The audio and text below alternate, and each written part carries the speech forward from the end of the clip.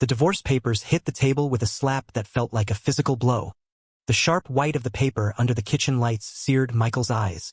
"Sign it." Jessica's voice, thin and cold, scraped against his eardrums. Her eyes, the ones that used to crinkle with laughter, were now like two frozen wells, staring straight through him. "You get nothing. The house, the kid. It's all mine. The sight of you, you disgusting pig, makes my skin crawl." Michael was stunned. Utterly, completely stunned. He just walked in from pulling an all-nighter. His brain still crammed with lines of code for the new Aura Home Smart Hub project. Now it was all just static. "Jess, what are you talking about? Disgusting? What did I do?" His throat was tight, his voice a dry rasp. He reached for her hand. She recoiled like he was a venomous snake, taking a sharp step back, the heel of her shoe clicking hard against the tile floor.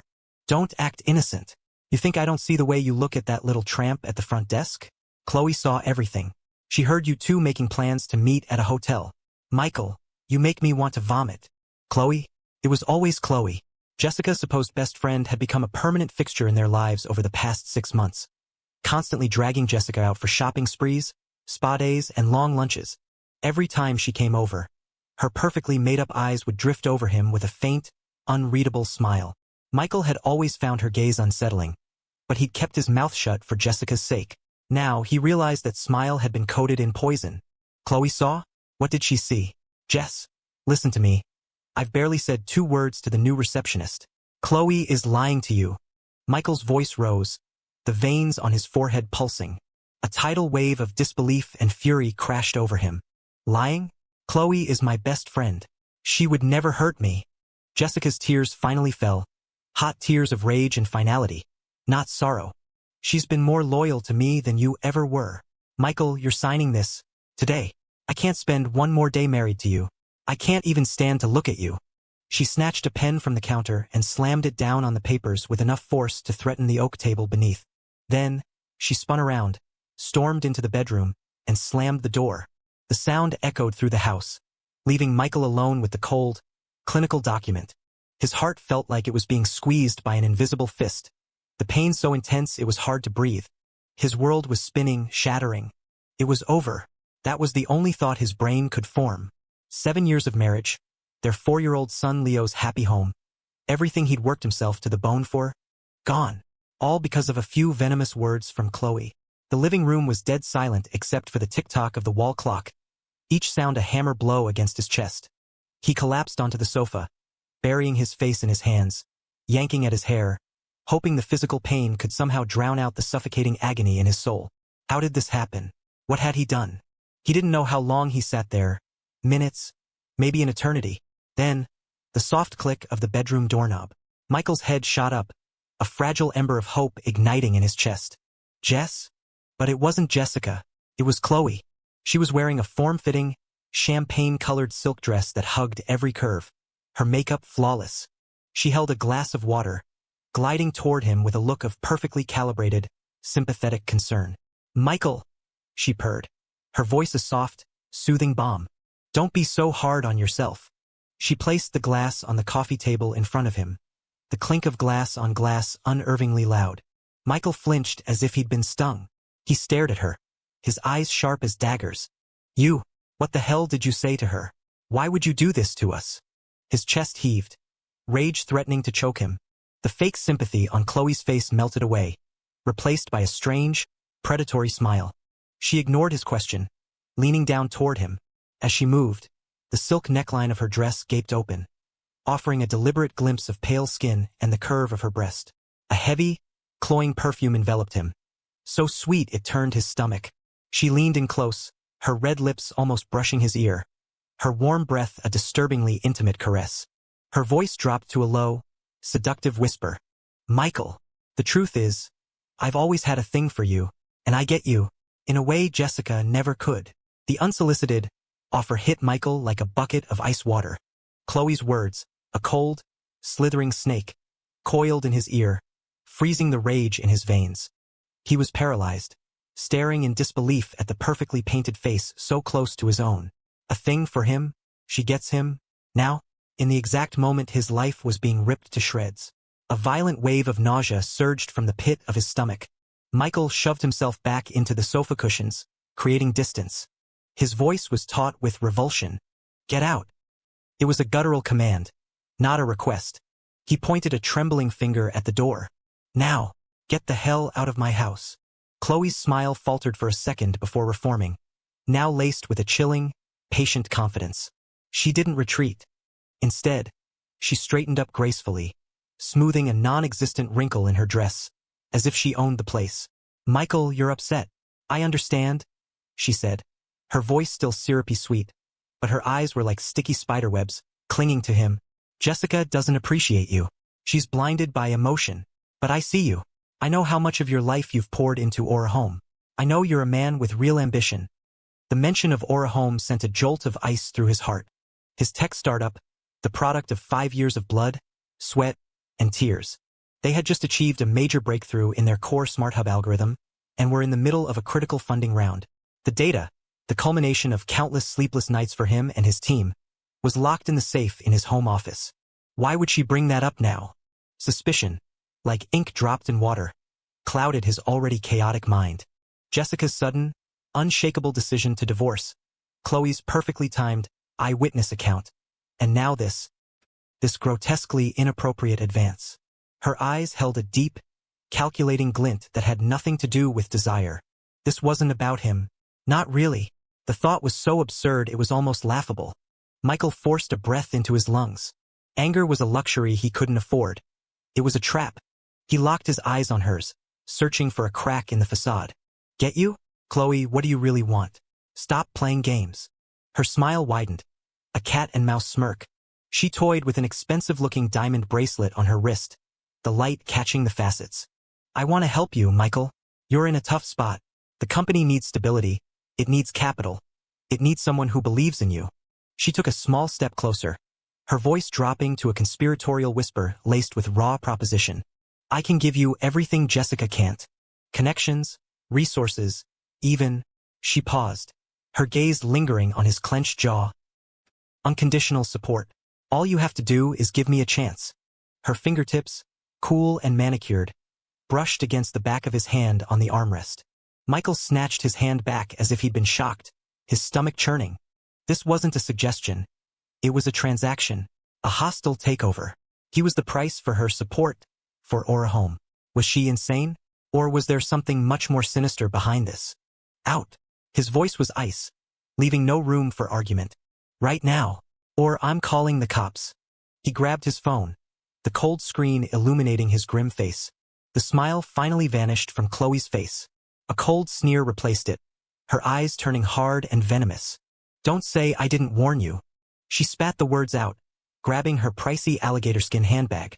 The sharp staccato of her heels echoed her fury as she marched to the door and slammed it behind her. The boom reverberated through the silent apartment, making Michael's ears ring. The world went quiet, leaving only the sound of his own ragged breathing and the frantic drumming of his heart. He stared at the glass of water Chloe had left, its clear surface reflecting the harsh overhead lights, a cold, silent mockery. As she had leaned in, besides that suffocating perfume, Michael frowned. He'd caught another scent, faint, almost unnoticeable. It wasn't perfume or makeup. What was it? Subtle, sharp, like disinfectant, and something else. A faint, acidic note, like coffee? It was gone in a flash, swallowed by her perfume. Was he imagining it? His heart sank. No, something was fundamentally wrong. Chloe didn't drink coffee. She was all about overpriced herbal teas. This wasn't just a messy affair. This was calculated. Jessica being brainwashed, Chloe's bizarrely timed advance, her laser focus on Aura Home, and that strange chemical smell. A terrifying thought slithered into his mind. Corporate espionage. He needed proof. He needed to be smart. He needed to fight back. Michael shot to his feet, the despair in his eyes replaced by the cold, cornered fury of a wolf. He strode into his home office, locked the door, and flipped open his laptop. The blue light of the screen cast his face in sharp relief. Chloe, whatever twisted game you're playing, you're not getting Aura Home. You're not destroying my family. His fingers flew across the keyboard, pulling up the company's recent visitor logs and security footage archives from the cloud. Keycard access, elevator cameras, front desk sign-ins. He would scrutinize every digital footprint connected to her. First, The day she claimed she saw him with the receptionist. He remembered it clearly. He wasn't even at the office. He'd spent the entire day at the manufacturing plant on the east side, overseeing the final tests on a new product prototype. Her story was a complete fabrication. He entered the date and pulled up the lobby and front desk camera feeds. The video sped up, a blur of employees and delivery drivers. Suddenly, Michael's finger froze on the trackpad. There, in a corner of the frame, time-stamped at 3:15 p.m., was a familiar figure in the visitor's lounge. It was Chloe. She hadn't signed in. She was sitting on a low-profile sofa, looking at her phone. Crucially, her seat gave her a clear, diagonal view of the main elevator bank. And at that exact time, Michael quickly switched to the elevator camera feed. Sure enough, a few minutes later, the new intern, Maya, stepped out of the elevator holding a stack of documents, heading toward the R&D department. From her vantage point, Chloe would have seen her perfectly. His heart hammered against his ribs. So that was it. She sat there, saw Maya, and then wove an entire fantasy of an affair to feed to Jessica. Why?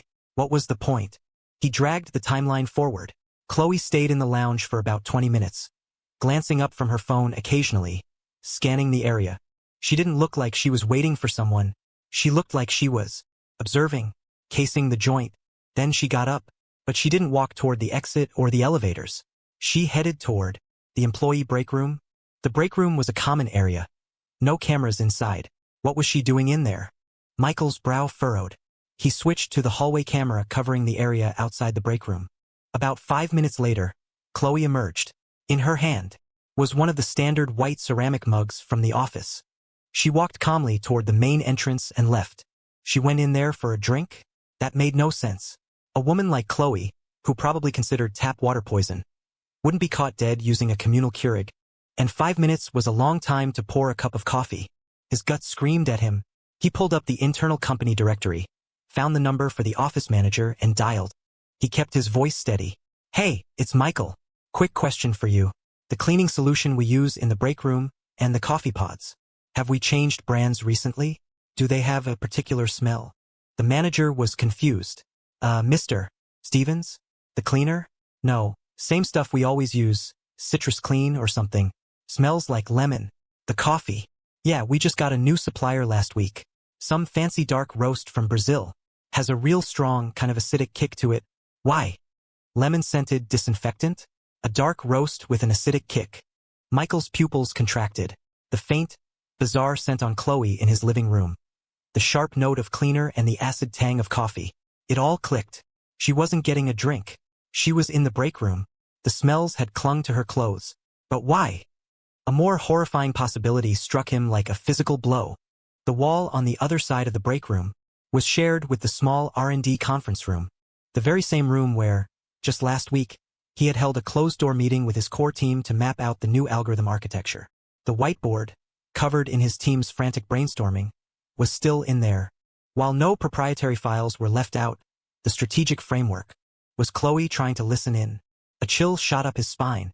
This woman was methodical, ruthless.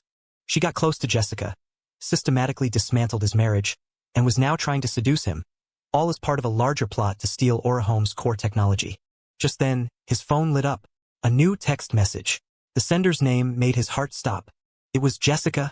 He opened it with a trembling thumb. The message was short, but it was a lightning bolt in the suffocating darkness. Michael, Leo misses his dad. Tomorrow morning, 9 a.m. The 7-Eleven on Miller Street. Let's get him breakfast. Don't let her know. The faint glow from the convenience store cast long shadows in the pre-dawn light.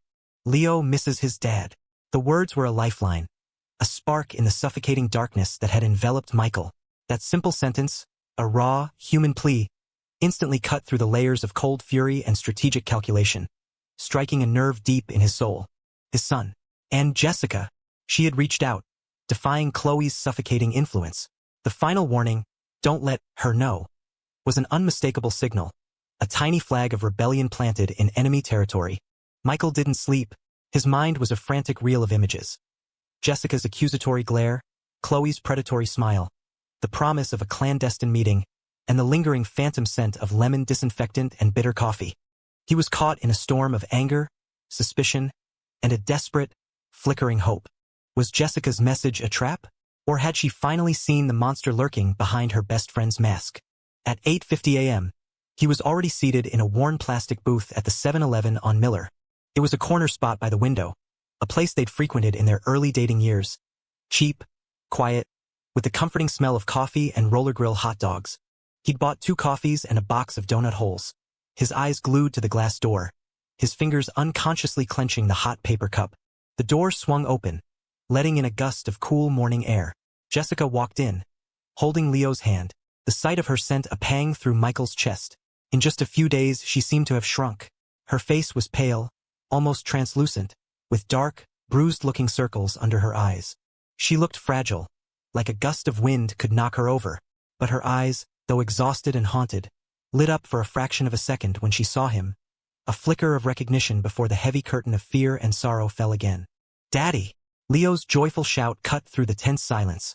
The little boy broke free from his mother's grasp and launched himself at Michael like a torpedo, wrapping his small arms tightly around his neck. "Daddy, I missed you so much. Mommy said you were on a business trip for a long, long time."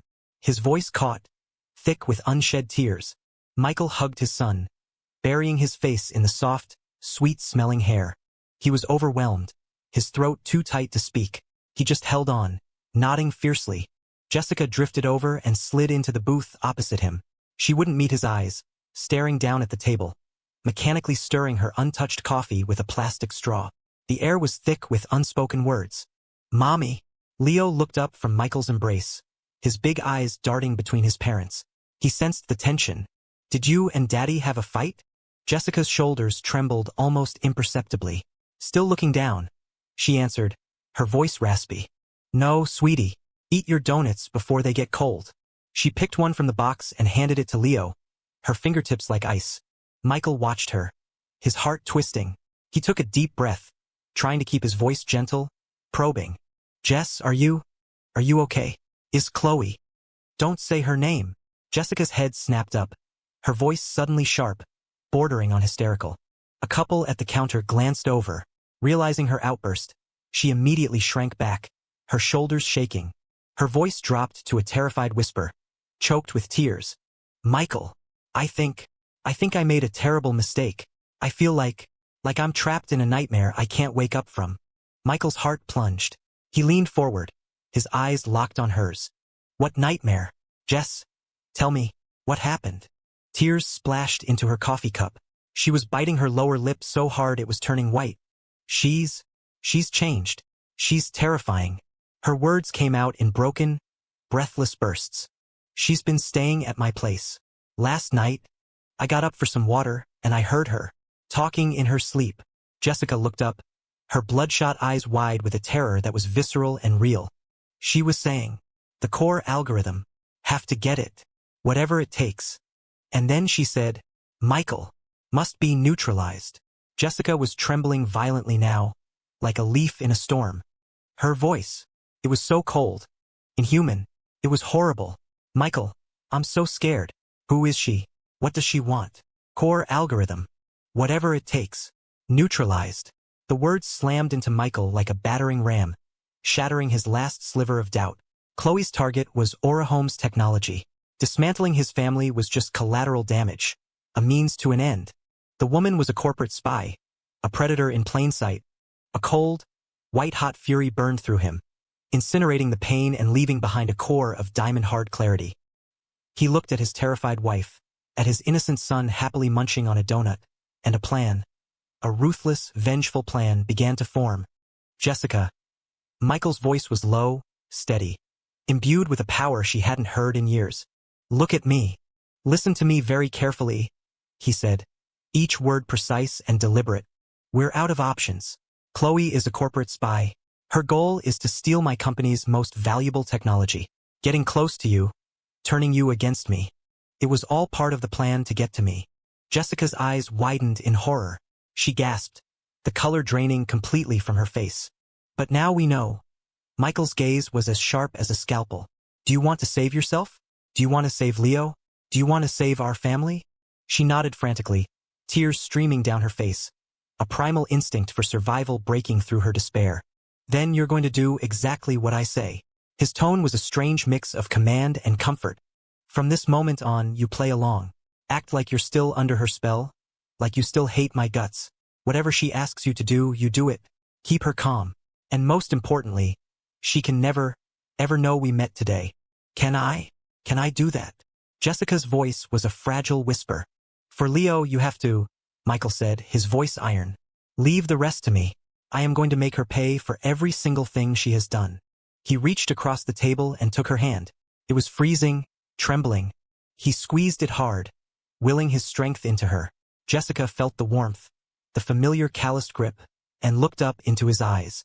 The despair was gone, replaced by a burning, unyielding resolve. For the first time in days, a crack of light pierced her suffocating darkness. Okay, I'll do it, she choked out, squeezing his hand back as if it were the only solid thing in the world. Just then, Michael's eyes flicked to the corner of the ceiling, where a small, black dome of a security camera was mounted. An idea sparked. He immediately pulled out his phone. What is it? Jessica asked, her voice laced with anxiety. Evidence, Michael said without looking up, his fingers flying across the screen. This store's security footage proves we met here today. If Chloe tries to claim later that we conspired against her from the beginning, this will be our proof that we didn't. He quickly called the store manager, whom he knew casually from years of being a regular customer. He invented a story about his wallet being stolen in the store, a white lie to urgently request a copy of the security footage from their booth for that specific time slot. Holding the video file on a thumb drive a few minutes later felt like a small, concrete victory. It was the first link in a chain of evidence, the first step in rebuilding the trust between him and Jessica, the first shot fired in their counterattack. After Jessica and a reluctant Leo left, Michael didn't go back to the office. He drove straight to a garage on the industrial east side, a place run by an old-school mechanic he trusted implicitly. Mikey, what's wrong with the car today? Sal, a cigarette dangling from his lips, slid out from under a jacked-up sedan. Sal, I need a favor. Michael handed him a thick envelope of cash. His expression was grim. I need you to pull the dashcam footage from my car. I need everything from last Wednesday afternoon and all of yesterday. And he pulled out his phone. Take a look at this. On the screen was a photo he'd managed to snap of Chloe as she was leaving his house. He had zoomed in on her expensive alligator handbag, which was slightly open. Tucked inside, a corner of a folded white piece of paper with a distinctive coffee cup logo was visible. He knew he'd seen that logo before. This piece of paper? Sal squinted at the phone. Ha! That logo. Looks like the Summit Roast. That super fancy coffee place downtown, in the Apex Tower. Costs a damn fortune for a cup of coffee. The Summit Roast. A light bulb went off in Michael's head. The faint acidic coffee smell on Chloe yesterday. Had she gone straight there after leaving his house? Who was she meeting? Sal, the dashcam footage and this photo. I need you to analyze everything, as fast as you can. Money is no object. You got it, boss, Sal said, weighing the envelope in his hand with a grin. The weight was agonizing. Michael sat in the grimy waiting room, chain-smoking, the air thick with the smell of oil and stale coffee. Chloe's smug face, Jessica's terrified eyes, Leo's innocent smile. They flashed through his mind, fueling the inferno of rage and hatred in his chest. That fire was burning away his fear, forging his resolve into tempered steel. Late that afternoon, Sal returned with a thumb drive and an enlarged printout of the photo. His face was serious. Mike, checked the dashcam. Last Wednesday, your car was parked at the factory all afternoon. Just like you said, didn't move an inch. As for yesterday, Sal slapped the printout on the table. Look at this. The enlarged photo showed the inside of Chloe's handbag in crisp detail. Amidst the lipstick and smartphone, the folded white paper was now clearly identifiable. It was a receipt from the Summit Roast. The date was yesterday. The time, 4:28 p.m. The order was for 2 top-of-the-line Blue Mountain coffees, the price astronomical. But the most critical detail was in the blank space on the receipt. Someone had hastily scribbled a note in fine-tipped pen. Wed 2 p.m. The usual spot. Wednesday at 2 p.m. The usual spot. Michael's heart hammered against his ribs. Today was Tuesday. That meant tomorrow. Was the usual spot the Summit Roast? Or somewhere else? Was this the time and place for her next meeting with her handler? And check this out, Sal said, pointing to a tiny, almost invisible smudge near the edge of the receipt. Looks like something splashed on it and dried. Left these little brownish yellow specks. Michael leaned in, his eyes narrowed. The specks were minuscule. Coffee stains? Or something else? Sal, can you get a sample of whatever that is? For analysis. Michael's voice was urgent. Desperate. Tough one, Mike, Sal said, shaking his head. Paper's thin. The residue is tiny. Trying to scrape it off could destroy it. Michael's hopes sank. This was the most direct clue they had to the person behind Chloe. Was it a dead end? Just then, his eyes fell again on the printed coffee cup logo. The Summit Roast. A receipt. Brownish yellow specks. And then a detail from yesterday clicked into place. When Chloe had been at his house, he'd noticed something on the tip of her right index finger. A tiny, faint, brownish yellow stain he'd dismissed as makeup. Sal, don't touch the paper. Michael's voice was sharp, his eyes blazing with sudden insight. Check it for prints. Besides Chloe's, there has to be another set on that receipt, especially around the handwritten note. The cashier might have touched it, but focus on the area around the writing. If the person who wrote that note left a fingerprint, Michael's fist clenched so tightly his knuckles turned white. That would be the key. Sal's eyes lit up. Prints. Of course, I can do that.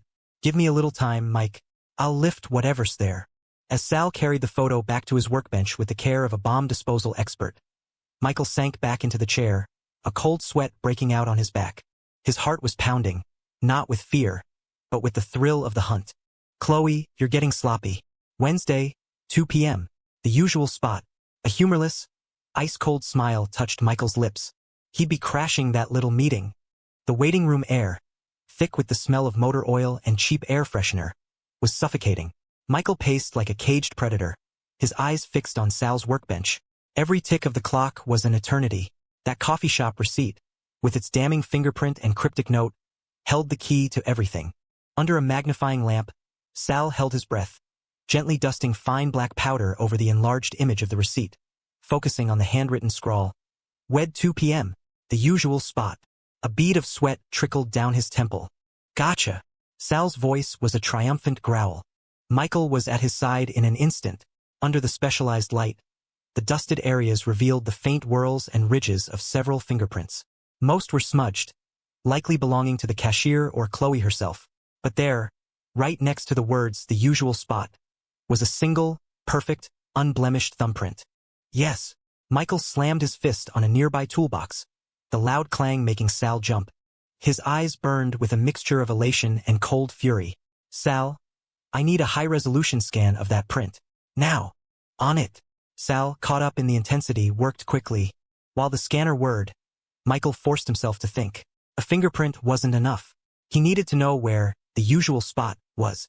He pulled out his phone and did a quick search. The Summit Roast was an exclusive, members-only cafe on the top floor of the Apex Tower, the most prestigious office building in the city. The Apex Tower. Michael's blood ran cold. He remembered. Last week, he had attended a tech industry mixer there, in one of the mid-level conference rooms. And in the elevator, he'd seen a familiar face. Who was it? He racked his brain. Yes, a vice president from Innovate Dynamics. A polished man in his 40s with thin, gold-rimmed glasses. What was his name? Thorne. Marcus Thorne. Innovate Dynamics was Orahome's biggest and most ruthless competitor. The pieces slammed together with brutal clarity. Chloe's handler was Marcus Thorne. The corporate espionage was being run by their chief rival. Just then, Sal handed him a USB drive. Got it, Mike. Cleanest scan I could get. Michael took the drive, the plastic warm in his hand. He immediately called a contact he had, a retired detective who now did private security consulting, briefing him on a case of corporate theft and asking for an urgent, off-the-books fingerprint match. This will take time, Mike. Running a print like this isn't easy. His friend warned. I know. Just do it. It's life or death, Michael said, his tone leaving no room for argument. Hanging up, he felt a wave of exhaustion wash over him, but his mind was buzzing. Chloe's betrayal, Innovate Dynamics, the fingerprint. The puzzle was nearly complete.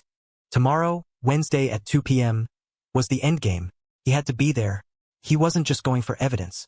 He was going to expose the snake at the top. But he couldn't go in blind. He took a deep breath and dialed Jessica's number. It rang 3 times before she answered. Her voice a hushed, anxious whisper. Hello. It's me. Michael's voice was calm, controlled. Listen, I need your help. It's important, and it's dangerous. But you're the only one who can do it. Tell me, she said, her voice filled with a new, desperate resolve. Is Chloe with you? Is there any chance she's bugged your apartment? No. She's at her own place. I don't think there are any bugs. Okay, here's the plan. Tomorrow afternoon, I need you to get Chloe out of her apartment. Take her somewhere far from the Apex Tower, as far as you can get. Keep her occupied until at least 3:30 p.m. A spa day, a doctor's appointment. I don't care what excuse you use. Just make sure she is nowhere near downtown. Can you do that? There was a pause. Then the sound of Jessica taking a shaky breath. Yes, I can. I'll book a full-day package at that wellness retreat out west. It takes hours. She's obsessed with that kind of thing. Perfect. Be careful. Don't let her suspect anything. You're just her best friend wanting to de-stress. One more thing. I need you to get me a small piece of fabric from a coat she's worn recently or plans to wear tomorrow. Something the size of your thumbnail. Can you do that? And do it fast. Fabric? Why? Don't ask. Just trust me. Okay. I'll try. After hanging up, Michael called Kevin, his lead engineer and co-founder at Aura Home. Kevin, it's me. I need you to get me a few things. Off the books. Total secrecy. Time blurred into a series of tense preparations. Jessica sent a text. A small swatch of dark gray fabric, snipped from the inner lining of a trench coat Chloe had left hanging in the closet, was on its way via a courier service. Kevin came through with a miniature, high-definition audio-video recorder disguised as a Mont-Blanc pen and a signal jammer built into a car key fob. That evening, his detective friend called back. His voice was grim. Mike, I got a match on your print. You're not going to believe this. Who is it? Michael's heart was in his throat. Marcus Thorne, VP at Innovate Dynamics. His prints are in a civil database from a deposition he gave a few years back. It's him. A 100% match. Innovate Dynamics. Marcus Thorne. The final piece of the puzzle locked into place. A volcanic rage erupted inside Michael. To steal his technology, they had stooped to this, destroying his family, his life. He would make them pay. His eyes were chips of ice. He looked at the crystal-clear image of Thorne's thumbprint on his screen, and at the small square of gray fabric now in his hand. A cold, predatory smile touched his lips. Chloe, Marcus, tomorrow afternoon, 2 p.m. The summit roast at the Apex Tower. Your usual spot? Excellent. I'll be there, to deliver a gift you'll never forget. At 1:40 p.m. the next day, Michael stood across the street from the Apex Tower, dressed in a sharp, dark gray suit that fit him like a second skin. He looked every bit the successful tech CEO. He glanced up at the skyscraper's gleaming peak, where the summit roast was located, the afternoon sun glinting off the glass. He narrowed his eyes, the picture of calm control. In his briefcase, the pen camera was already recording. In his pocket, the key fob jammer was ready. And sewn into the lining of his suit jacket was the small swatch of gray fabric. He crossed the street, walked through the cavernous marble lobby, and took the express elevator to the top floor. The ride was silent and swift. In the mirrored walls of the elevator, he saw his own reflection. A man with a cold, determined fire in his eyes. The elevator doors opened to a hushed, elegant space. The air smelled of roasted coffee and money. Soft jazz music drifted from hidden speakers. A few patrons were scattered among the plush chairs, speaking in low tones. Michael's eyes scanned the room. There, at a prime table by the floor-to-ceiling windows, a man in a well-tailored, dark gray trench coat sat with his back to the entrance. The color, the material, it was a perfect match to the fabric in Michael's pocket. Marcus Thorne. Michael took a deep breath, schooling his features into a polite, professional mask. He walked over to the table. Mr. Thorne, sorry to keep you waiting, he said, his voice smooth and steady as he slid into the chair opposite him. Thorne looked up, his urbane, handsome face registering a flicker of surprise and suspicion before it was replaced by a smooth, corporate smile. Mr. Stevens? Thorne said, his tone a carefully measured mix of surprise and amusement. To what do I owe the pleasure? I wasn't aware we had a meeting. His eyes darted from Michael's face to the briefcase he placed on the adjacent chair, assessing him. He was trying to figure out why Michael was here, and more importantly, why Chloe wasn't. Michael let out a weary, resigned sigh. My apologies. Chloe had a last-minute emergency. She asked me to meet you and deliver the package. He tapped the briefcase meaningfully. Chloe. Thorne's brow furrowed slightly. the mask slipping for a fraction of a second. What kind of emergency? And what package? His voice was even, but Michael caught the undercurrent of tension. Family stuff. You know how it is, Michael said with a dismissive wave. He leaned in, lowering his voice to a conspiratorial whisper. As for the package, it's what you've been paying for, the initial framework for the Aura Home Core algorithm. He let the words hang in the air. Thorne's breath hitched. Michael saw his fingers tighten around his coffee cup, his knuckles turning white. The greed and elation in his eyes were unmistakable, warring with a sliver of caution. Mr. Stevens, that's a very bold claim, Thorne said, trying to sound casual, but his voice was tight. Is it? Michael gave a humorless laugh. Let's cut the crap, Thorne. Chloe got too greedy. I'm tired of being played. I figured I'd rather deal with the man in charge. He leaned in further. This algorithm is a golden goose. I just want a fair price and a clean break. I want my life back. He played the part of the desperate man pushed to his limit, and Thorne bought it. The lure of the algorithm was too strong. Thorne's tense posture relaxed. A smug, triumphant smile spread across his face. Greed had won. You're a smart man, Stevens. It's always better to deal with the professionals. As for Chloe, he gave a dismissive shrug. A useful tool, but ultimately expendable. Now, let's see what you've brought me. His eyes were glued to the briefcase. The fish was on the hook. Michael smiled faintly and reached for the briefcase, slowly, deliberately unzipping it. Thorne leaned forward, his eyes wide with anticipation.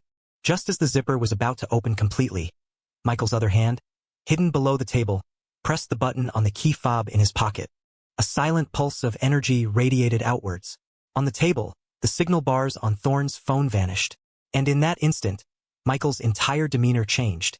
The desperate, beaten man disappeared, replaced by a cold, avenging fury. The algorithm, Thorne? Michael's voice was suddenly loud, sharp, and dripping with contempt, turning the heads of nearby patrons. You can have it in your dreams. He whipped his hand out of the briefcase. But it wasn't a hard drive he was holding. It was a small, high-definition camera, its red recording light blinking steadily, pointed directly at Thorne's stunned, contorted face.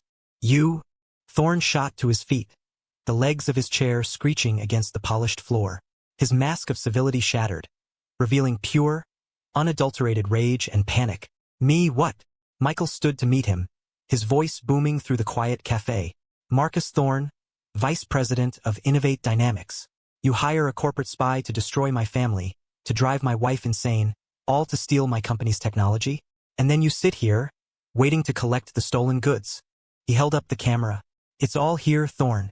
Your confession. Your greed. It's all on tape, along with the fingerprint you left on this receipt yesterday. You're insane. This is slander. Thorne sputtered, his face turning a blotchy purple. Security. Get this lunatic out of here. The manager and a security guard rushed over. Slander. Michael laughed. A harsh, bitter sound. Let's let the police decide that. They're on their way. Just then, his phone buzzed. It was Jessica, he answered, putting it on speaker. Her voice, trembling but clear, filled the cafe. Michael. Chloe lost it. She got a call and tried to run. I stopped her. Just like you said. The police are here. She confessed everything. She said Marcus Thorne paid her $2 million to tear us apart and steal the tech. She has recordings of him, Michael. She recorded everything. Jessica's words were the final, devastating blow. The blood drained from Thorne's face, leaving it a pasty, grayish white. He swayed on his feet, his last ounce of fight gone. He collapsed back into his chair, a broken man. Through the windows of the top-floor cafe, the distant wail of sirens grew steadily louder, cutting through the city's hum, rising up to meet them. The wail of the sirens grew into a piercing scream, an inescapable soundtrack to Marcus Thorne's downfall. He slumped in the plush chair, the expensive gray trench coat now looking like a shroud. His glasses were askew, his eyes vacant. The patrons who had once looked at him with deference now stared with open disgust. Michael watched him, a cold, hollow feeling settling in his chest.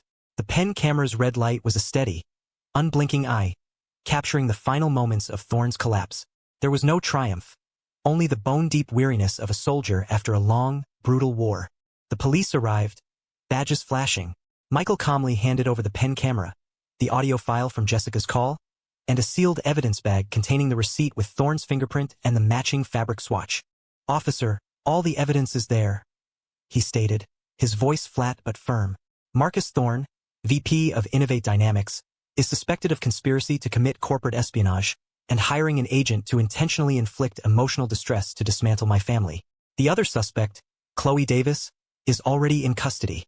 As two officers hauled Thorne to his feet, he was like a puppet with its strings cut. He stumbled past Michael, his dead eyes momentarily finding focus, filled with a venomous hatred. "Stevens, you'll pay for this," he rasped. Michael didn't even bother to look at him. Pay? After what Thorne had put him and his family through, this was just balancing the scales. "You can tell it to the judge, Mr. Thorne," one of the officers said curtly, leading him away. The quiet cafe erupted in a flurry of hushed whispers and the flash of smartphone cameras. The storm had passed. Michael declined a ride from the police and walked out of the Apex Tower alone. The evening air was cool against his face. He looked up at the canyons of steel and glass, the setting sun painting the sky in fiery strokes of orange and purple. The adrenaline that had fueled him for days finally receded, leaving behind a profound exhaustion and a vast, aching emptiness. His home. Was it still his home? He pulled out his phone. The screen showed his last call with Jessica. His thumb hovered over her name for a moment before he pressed it. She answered on the first ring. "Michael." Her voice was thick with exhaustion and relief. "Are you? Is it?" "It's over," Michael said, his own voice low and gravelly. He leaned against a tree, watching the city lights begin to twinkle to life. "Thorne's been arrested. They have everything they need. What about Chloe?" "The police took her away." Jessica's voice dropped, laced with lingering fear and deep-seated guilt. She fell apart when she saw them. "Michael, I am so sorry. I was so stupid. I was blind. I let a monster into our house, and I almost lost everything." Her voice broke, and he could hear her sobbing on the other end of the line. Her tears were like needles in his heart. He closed his eyes, taking a deep breath of the city air. "It wasn't your fault, Jess," he said, his voice softer than it had been in a long time. "They were professionals. You were their target, just like I was." There was a long silence, filled only by her quiet weeping. Finally, she spoke again. Her voice small and fragile, filled with a tentative hope that was painful to hear. Are you coming home? Leo? He's been sleeping with your pillow." Home. The word struck him with the force of a physical blow. The place that had been his sanctuary, that had been violated, shattered, and fought for. Could he go back? He looked toward the west, in the direction of their house, where the last embers of daylight were fading from the sky. "Wait for me," Michael said, his voice quiet but certain. "I'm coming to get you. We're going home." He hailed a cab, letting the evening traffic carry him through the familiar streets. The anger was gone, replaced by a heavy sense of loss, but beneath it, something new was beginning to grow. Faint, fragile, but resilient.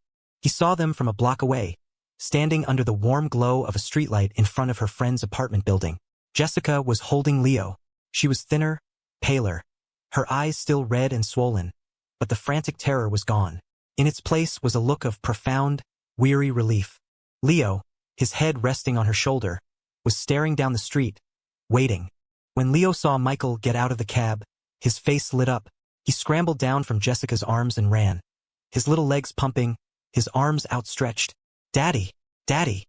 Michael knelt, catching his son in a tight embrace, burying his face in the boy's hair, breathing in the scent of home. The small, warm body in his arms was an anchor, a balm that soothed the raw, open wounds in his soul. Jessica walked over slowly, stopping a few feet away, her hands clasped tightly in front of her. Tears slid silently down her cheeks as she watched them. Michael stood up, still holding Leo, and faced her. In the soft light of the street lamp, he could see the regret etched on her face, the question in her eyes.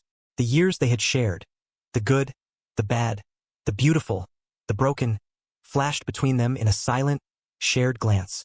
He didn't say anything. He simply reached out his free hand, and after a moment's hesitation, took hers. It was cold, and it trembled in his grasp. She looked up at him, her lips trembling, unable to form words. He squeezed her hand, a silent promise. He looked at her, his eyes not filled with blame, but with a deep, shared pain and the weary understanding of a fellow survivor. "Let's go," he said, his voice low and steady, carrying the weight of all they had lost and all they might yet regain. Let's go home. 3 simple words. Not of forgiveness, not yet, but of a beginning. Jessica's tears flowed freely now, but she squeezed his hand back, a fierce, desperate grip, and nodded. Okay, home. She tucked her other arm through his, leaning into him slightly. The 3 of them stood there for a moment, a small, battered island in the river of the city night. Then, together, they turned and began to walk, their intertwined shadows stretching long behind them, heading toward the place they would have to learn to call home again. The road ahead was long. The scars would take time to fade, and trust would have to be rebuilt, piece by painstaking piece. But for the first time in a long time, they were walking the same path in the same direction. The light, he knew, would eventually break through the storm.